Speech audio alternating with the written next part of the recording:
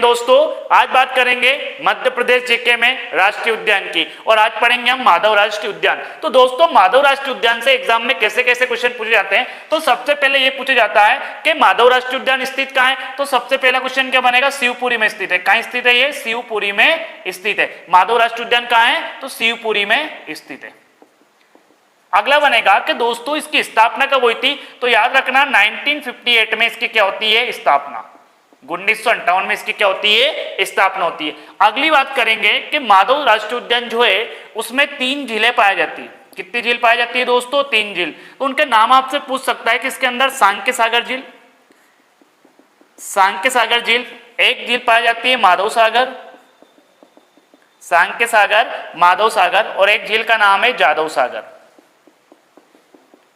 तो आपसे क्वेश्चन कैसे बनेगा कि जादव सागर झील कौन सा राष्ट्रीय उद्यान में, तो माधव राष्ट्रीय उद्यान में। सांक्य सागर झील किस राष्ट्रीय उद्यान में स्थित है, तो माधव राष्ट्रीय उद्यान में। और माधव सागर झील किस राष्ट्रीय उद्यान में, तो माधव राष्ट्रीय उद्यान में। ठीक है दोस्तों, आगे बात करते हैं। इस माधव राष्ट्रीय उद्यान में एक भवन आता है, उसका नाम क्या है, जॉर्ज कैसल भवन। क्या नाम है इस भवन का, जॉर्ज कैसल भवन। तो आपसे पूछ सकता है दोस्तों कि जॉर्ज कैसल भवन कहीं स्थित है, तो जॉर्ज कैसल भवन कहीं स्थित है, माधव राष्ट्रीय उद्यान में स्थित है। माधव राष्ट्रीय उद्यान की पहाड़ियों पर कौन सा भवन स्थित है, जॉर्ज कैसल भवन। आगे बात करते हैं दोस्तों कि माधव राष्ट्रीय उद्यान कौन सा हाईवे पे आता है अपना, तो NH46। कौन सा राजकीय मार्ग पर, तो NH46 पर स्थित है। आपसे पूछे कौन सा राष्ट्रीय राजमार्ग पर स्थित है, तो NH46 पर यह स्थित है।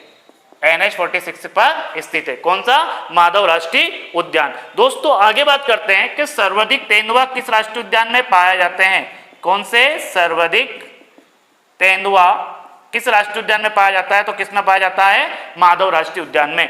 दोस्तों एक बार और रिवीजन करेंगे। माधव राष्ट्रीय उद्यान कहाँ है, शिवपुरी में स्थित है। माधव राष्ट्रीय उद्यान में कितनी झीलें आती है, तो 3 झीलें आती है, सांक्य सागर झील, माधव सागर झील और जादव सागर झील। आपसे पूछ सकता है कि जॉर्ज कैसल भवन कहाँ स्थित है, तो माधव राष्ट्रीय उद्यान में। आपसे पूछ सकता है कि माधव राष्ट्रीय उद्यान की स्थापना कब हुई थी, तो 1958 में हुई थी। और ये कौन से राष्ट्रीय राजमार्ग पर स्थित है, तो NH करेंगे बांधवगढ़ राष्ट्रीय उद्यान की। तो बांधवगढ़ था इसकी राष्ट्रीय उद्यान। ये राष्ट्रीय उद्यान कब बना, एक क्वेश्चन तो ये पूछ सकता है आपसे कि बांधवगढ़ राष्ट्रीय उद्यान कब बना। और एक पूछेगा आपसे कि इसको प्रोजेक्ट टाइगर में कब शामिल हुआ। कौन से टाइगर में, प्रोजेक्ट टाइगर में ये कब शामिल हुआ।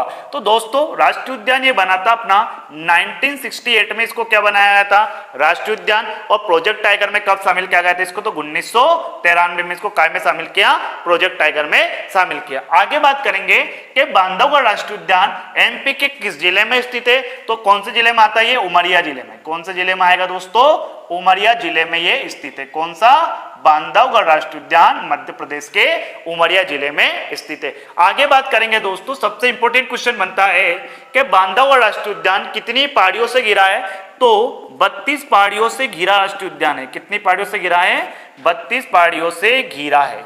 32 पहाड़ियों से घिरा राष्ट्रीय उद्यान मध्य प्रदेश का एकमात्र कौन सा राष्ट्रीय उद्यान है, बांधवगढ़ राष्ट्रीय उद्यान। आगे बात करेंगे दोस्तों, किस बांधवगढ़ राष्ट्रीय उद्यान में विष्णु की, जो विष्णु भगवान है, विष्णु भगवान की लेटी हुई प्रतिमा है। विष्णु भगवान की लेटी हुई प्रतिमा स्थित है। विष्णु भगवान की लेटी हुई प्रतिमा कहाँ स्थित है, मध्य प्रदेश के एकमात्र राष्ट्रीय उद्यान बांधवगढ़ राष्ट्रीय उद्यान में। अब दोस्तों याद रखना है कि बांधवगढ़ राष्ट्रीय उद्यान से कौन सी नदी प्रवाहित होती है, तो आपको याद रखना है चरण गंगा नदी। कौन सी नदी दोस्तों, चरण गंगा नदी। कहां से प्रवाहित होती है, तो बांधवगढ़ राष्ट्रीय उद्यान से प्रवाहित होती है। कौन सी नदी, चरण गंगा नदी। आपसे पूछे कि कौन सी पुराण में, प्राचीन काल के कौन से पुराण में बांधवगढ़ राष्ट्रीय उद्यान का वर्णन दिया गया है, तो दोस्तों कौन से पुराण में वर्णित है, तो शिव पुराण में इसका वर्णन है। कौन से पुराण, शिव पुराण में वर्णन दिया गया है। किसका वर्णन, बांधवगढ़ राष्ट्रीय उद्यान का। आपसे पूछे कि शिव पुराण में किस राष्ट्रीय उद्यान का वर्णन है, तो बांधवगढ़ राष्ट्रीय उद्यान का वर्णन है।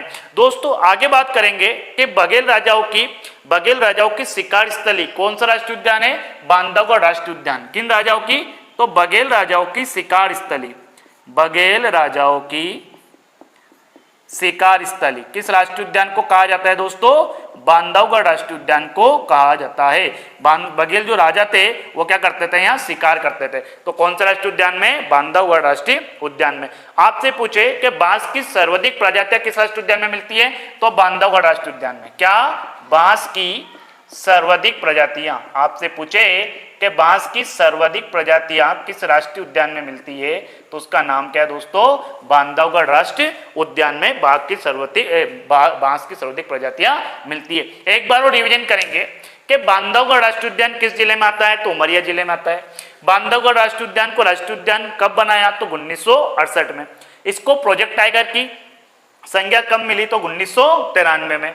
ठीक है दोस्तों, अपनी जो प्राचीन है शिव पुराण, उसमें वर्णन किसका है, तो बांधवगढ़ राष्ट्रीय उद्यान का है। आपसे पूछे कि बांधवगढ़ राष्ट्रीय उद्यान कितनी पहाड़ियों से घिरा है, तो 32 पहाड़ियों से ये घिरा है। आपसे पूछे कि विष्णु भगवान की लेटी हुई प्रतिमा मध्य प्रदेश के एकमात्र किस राष्ट्रीय उद्यान में, तो बांधवगढ़ राष्ट्रीय उद्यान से कौन सी नदी प्रवाहित होती है, तो चरणगंगा नदी प्रवाहित होती है। आपसे पूछे कि बघेल राजाओं की जो शिकार स्थली है किस राष्ट्रीय उद्यान को बोला जाता है, तो बांधवगढ़ राष्ट्रीय उद्यान को बोला जाता है। अगली बात करेंगे दोस्तों कि बाघों का सबसे ज्यादा घनत्व किस राष्ट्रीय उद्यान में, बांधवगढ़ राष्ट्रीय उद्यान में। क्या बात करेंगे कि बाघों का सर्वाधिक घनत्व किस राष्ट्रीय उद्यान में आता है, तो किस राष्ट्रीय उद्यान में आता है, बांधवगढ़ राष्ट्रीय उद्यान।